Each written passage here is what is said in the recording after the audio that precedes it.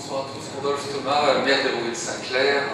Voilà, moi je suis très heureux bien sûr d'être parmi vous ce soir, comme beaucoup d'élus ce soir, donc il est important, nous aussi, une pression, que nous puissions prendre la mesure justement des revendications qui sont tout à fait légitimes au travers de l'appli. Alors, c'est un politique qui parle, mais aussi un commerçant. Alors, tout de suite, vous allez remarquer, à Hérouville, il n'y a presque plus d'agriculteurs, il n'y a plus d'éleveurs, mais il y a quand même des commerçants qui mettent la main, s'ils ne mettent pas la main dans le fumier, ils mettent la main dans le cambouis, et j'en fais partie. Donc quand il y a des commerçants qui revendiquent bien sûr leur profession, eh bien me semble-t-il, je suis très intéressé et très interrogatif pour bien sûr défendre l'intérêt particulièrement de la filière agricole. Et je voulais tout particulièrement remercier André Lefranc qui se mobilise comme celles et ceux qui sont ici présents. Et d'ailleurs, à force d'avoir défendu l'appli, ça m'a valu quelques remarques d'une certaine fédération agricole en fin d'année.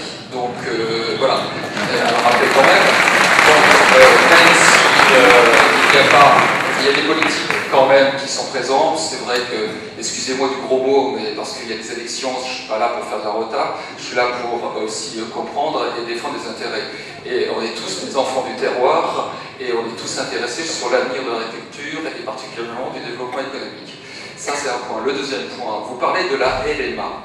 Je vous invite aussi à bien prendre en compte la loi LME, loi sur la modernisation économique. Et là, on s'aperçoit qu'à moyen ou long terme, il va y avoir des dégâts collatéraux sur la commercialisation et la diffusion des grandes surfaces. Et qui dit la mainmise sur les grandes surfaces, il risque d'y avoir des grandes retombées néfastes sur la distribution, que ce soit sur l'alimentaire, que ce soit sur les électroménagers, que ce soit sur l'automobile, c'est bien Régis qui parle, et donc soyez vigilants. Donc la loi LMA, si elle n'a rien dedans, soyez vigilants, parce que la loi LME va laisser des dégâts collatéraux. Concernant la mobilisation, bien sûr, moi je suis tout à fait d'accord avec vous, donc comme l'ont rappelé encore une fois André Lefranc, on est à vos côtés, je pense qu'on peut se mobiliser, et je crois que c'est un de vous, un de nos amis canadiens qui l'ont dit, si vous ne vous organisez pas, on va vous organiser. Donc à vous, à nous, les élus, et particulièrement les conseillers régionaux ou les conseillers régionaux, mais aussi les parlementaires, de pousser. Et quand vous n'êtes pas représenté suffisamment en préfecture, eh bien il faut que les politiques se mobilisent, se manifestent et soient présents à vos côtés. Parce que si vous partez au travers plus d'une seule même fédération, et je ne dirai pas laquelle, eh bien vous n'arriverez pas, vous avancerez très peu dans vos revendications. Donc encore une fois, on est là pour vous aider, calmement, sans pour autant faire de la rotade politique, mais sachez que je suis tout à fait à vos côtés pour défendre les intérêts de la filière agricole. Et je le répète, et je regarde en même temps me marier, même si dans le Calvados il y a moins peut-être d'agriculteurs, mais il y a une qualité et un environnement qu'il faut préserver. Et je tiens tout particulièrement à défendre cet aspect qui est essentiel pour le cadre de vie et pour les générations futures. Je vous remercie.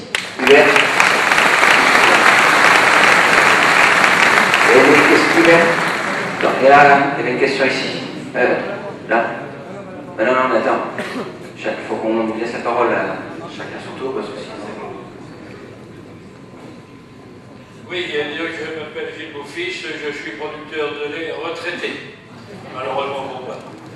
Et dis donc, je voudrais apporter un témoignage de ce que vous a dit Gilles Michaud, je le vérifier, parce que, dis donc, j'ai eu l'occasion d'aller chez lui, j'ai une fille qui a fait un stage de 7 ou 8 mois, donc on se connaît depuis déjà longtemps, et Gilles Michaud, quand il a parlé qu'il était venu dans la région, c'est une équipe qui a fait venir, on est plusieurs là, c'est des gens qui avaient créé à l'époque les GIE. Alors, disons que c'est un témoignage réussi. Pourquoi les GIE n'ont pas réussi? Parce que ça, c'est une mise en garde. Pourquoi nous n'avons pas réussi? Parce qu'il faut bien le reconnaître, nous n'avons pas réussi, nous n'avons réussi qu'à collecter 3 à 4% de la collecte, disons, alors que l'objectif pour réussir, il aurait fallu que ce soit au moins 30. Et pourquoi nous n'avons pas réussi? Ben, c'est parce que les producteurs ne l'ont pas voulu. Ne l'ont pas voulu. Disons qu'à l'époque, et là je vous mets en garde, quand les Canadiens étaient venus, ça avait fait beaucoup de bruit en France, quand même, ça avait fait pas mal de bruit. Et ce qui s'est passé, c'est qu'on a trouvé les démarcheurs des entreprises. Je suis un ancien syndicaliste, puisque j'ai quand même plus de 25 ans à peu près d'activité à la FDSEA.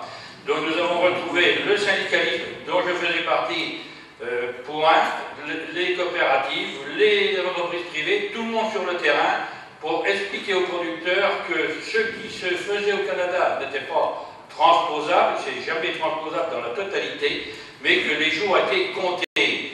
Vous avez pu entendre que nos amis canadiens, il y a 20 ans, ils sont venus chez nous, il y a 20 ans, leur jour a été compté. Ils sont encore là aujourd'hui, ils se portent bien. Je ne suis pas sûr que les agriculteurs, que les producteurs de lait français se portent aussi bien que ceux qui sont au Canada. Donc, méfiez-vous, méfiez-vous, vous allez certainement être visité, il n'y a aucune raison que ça change, vous allez certainement être visité, on entend déjà dire, et je l'ai déjà entendu dire, l'appli, ils n'ont quand même pas obtenu grand-chose, l'appli ceci, l'appli cela. Disons que l'appli réussira si les producteurs veulent qu'elle réussisse. Et quand l'appli dit...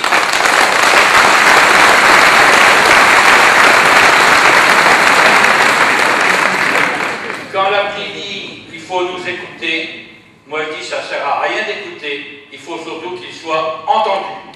Parce que écouter c'est bien, entendre et comprendre c'est beaucoup mieux. Donc,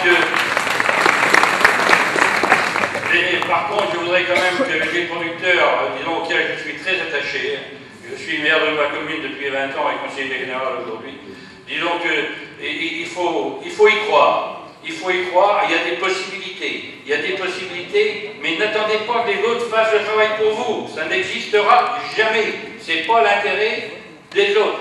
Les intérêts, c'est les vôtres. C'est à vous de vous prendre en main. C'est à vous de dire, on veut ça, et si vous le voulez, vous l'obtiendrez. Mais ne vous laissez pas influencer, parce que dans les jours qui viennent, je suis convaincu que ça va faire comme il y a 20 ans. Ça va faire comme il y a 20 ans. Et tout va être fait pour essayer de contrer l'avancée. Alors, ne vous laissez pas influencer. Disons, si vous vous laissez influencer, vous n'y arriverez pas, et l'appli n'y arrivera pas sans vous. Merci. Il y a une question au fond, là. Oui, Pierre Vézina. Moi, je voulais plutôt apporter un témoignage parce qu'on rentre de Suisse là, avec un groupe d'éleveurs Manche-Calvados ce week-end. Et on a rencontré un éleveur qui nous a expliqué un peu comment ça s'est passé quand les quotas se sont arrêtés il y a 2 ans. Et donc ils ont, en fait, les laiteries ont proposé, demandé à chaque producteur combien il était capable de produire pour fixer un contrat. Et évidemment, tous les producteurs, ils ont annoncé plus 10 ou plus 20 ou plus 30 quoi, par rapport à leur quota. Et ils ont tous eu ce qu'ils demandaient. Quoi. Donc la production s'est emballée, complètement décalée par rapport à la demande, et le prix s'est cassé la gueule. Très très très rapidement. Et donc là, ils ont été obligés, au bout de quelques mois, de reprendre en main l'offre. Et je ne sais pas si vous l'avez vu dans certaines revues, on a vu un peu comment ils s'étaient organisés. Mais ils ont juste, si on ne fait rien, ils ont juste 2 ans d'avance sur nous. Quoi. Et si on ne se bouge pas, c'est ce qui nous attend. On aura des contrats, mais les laiteries, elles ont intérêt à offrir à ce qui est sur le marché plus de lait que la demande, parce que comme ça leur permettra d'acheter moins cher. Et en fait, quand on est rentré en cas, là, je me suis souvenu qu'il y a en 84, moi j'avais une amie qui travaillait dans une coopérative qui produisait des salades, et l'objectif, elle était dans la COP, elle m'avait dit l'objectif c'est de mettre en culture 110% des besoins. 110% des besoins pour pouvoir trier sur la qualité et faire en sorte que le prix ne monte pas trop. Donc voilà, c'est ce qui nous attend si on ne se bouge pas. Merci. Alors, on va passer quelques questions là.